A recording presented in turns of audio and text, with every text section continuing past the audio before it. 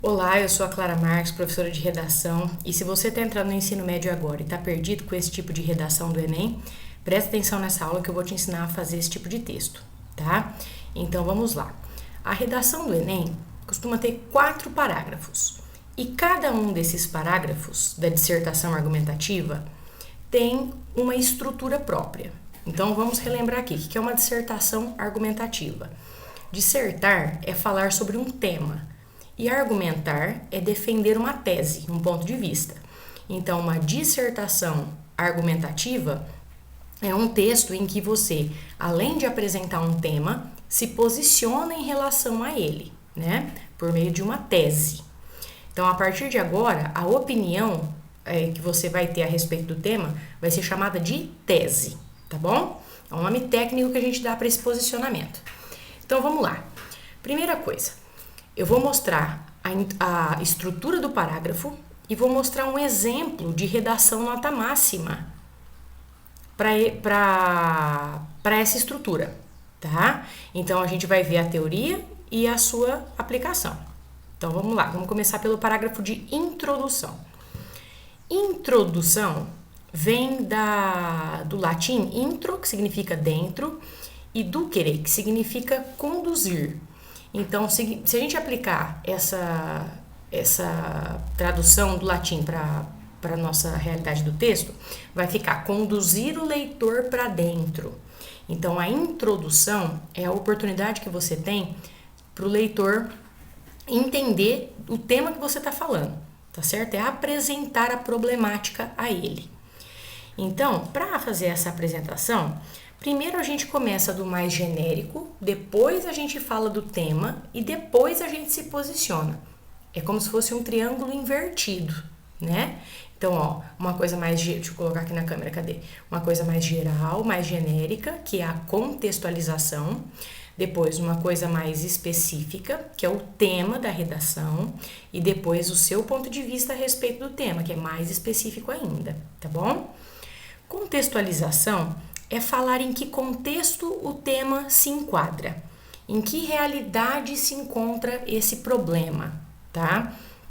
E o tema é o problema em questão, tá? Vamos escrever aqui, ó, problema em questão.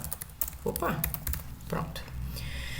Depois que você fez essas duas coisas, é que você vai fazer uma frase para se posicionar. É muito comum nas dissertações vestibulares o estudante desenvolver uma tese dividida em parte A e parte B. É obrigatório? Não, não é obrigatório. É uma técnica que facilita a estruturação do seu texto, tá? Porque aí, na parte A, você vai conectar com o desenvolvimento 1 e a parte B você vai conectar com o desenvolvimento 2, tá? Mas não são todas as teses que são assim. É só uma técnica para facilitar as redações vestibulares, tá? Então, vamos lá. Vamos ver como que uma pessoa fez isso e tirou 1000. Ó, a Giovana Gamba Dias. Então, a gente tem um parágrafo de introdução aqui, ó. O tema era garantia, invisibilidade e registro civil. Garantia de acesso à cidadania no Brasil. Era a importância das pessoas terem acesso aos documentos básicos, aos registros, né, o registro civil, para conseguir exercer a sua cidadania no nosso país. Porque tem muitas pessoas que não têm esses documentos e por isso são invisibilizadas socialmente.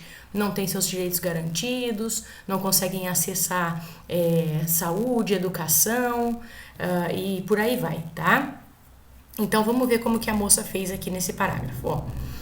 Em sua obra Os Retirantes, o artista expressionista Cândido Portinari faz uma denúncia à condição de desigualdade compartilhada por milhões de brasileiros, os quais, vulneráveis socioeconomicamente, são invisibilizados enquanto cidadãos. Essa parte que eu pintei de amarelo é a contextualização. Então, como que a moça introduziu o problema? Ela começou lá nas artes. Ela pegou um exemplo de um pintor para falar, olha, aquela pintura tem a ver com esse problema que o Enem está pedindo para eu falar. né? Então, ela usou também um repertório. O que é um repertório? É quando você usa um conhecimento de mundo para discutir o tema. Pode ser um conhecimento da área de arte, de história, filosofia, sociologia, biologia, alguma atualidade, alguma notícia, uma reportagem que você viu, um filme, uma pintura, qualquer uma dessas coisas serve de repertório, tá? Para você mostrar que o problema realmente está conectado à realidade, tá? E também para você usar esses outros saberes para te auxiliar na defesa do seu ponto de vista, tá bom? Então vamos lá. A crítica de Portinari continua válida nos dias atuais, mesmo décadas após a pintura ter sido feita. Como se pode notar a partir do alto índice de brasileiros que não possuem registro civil de nascimento, fator que os invisibiliza. Então, nessa parte aqui que está pintadinha de verde, nós temos o tema, o problema. Então, ó, começou falando de uma pintura do Portinari, uma coisa mais abrangente, depois passa para uma coisa mais específica. Ó, o problema que se enquadra na pintura do Portinari é a invisibilidade social, tá? Como eu sei? Professora, como que eu ia saber que aqui tem o problema e ali tem a contextualização? Eu não percebi. Porque aqui tem as palavras-chave. Aqui eu pintei de vermelho, ó. As palavras-chave. Cadê? Ó, registro civil. Eu pintei mais do que algumas palavras. Pintei várias, né? Mas, ó, vou grifá-las. Registro civil. Apareceu ali no tema que o Enem forneceu aos alunos. Ó, invisibiliza. Certo? E brasileiros. Ah, então para falar o tema não é necessário copiar toda aquela frase que aparece na redação? Não. Você pode reformulá-la. Você pode copiar a frase, não tem problema, mas vai ficar, provavelmente vai ter um problema aí de coesão. Vai ficar uma frase meio colada, jogada lá no meio, né? Ou você pode reformular usando as palavras-chave, tá bom? Que eu acho que fica muito melhor, ok? Então, ó, a gente teve um pedacinho para contextualização, outro pedacinho para o tema. Agora, vamos ver a tese, ó. Com base nesse viés, é fundamental discutir a principal razão para a posse do documento promover a cidadania, bem como o principal entrave que impede tantas pessoas de não se registrarem, né? Então aqui nós temos uma tese que poderia ser dividida em parte A e parte B, né? Só por motivos didáticos. Vamos colocar aqui, ó. É fundamental, primeiro, discutir a principal razão para a posse do documento promover a cidadania. Então aqui, ó, vamos puxar uma flechinha. Parte A.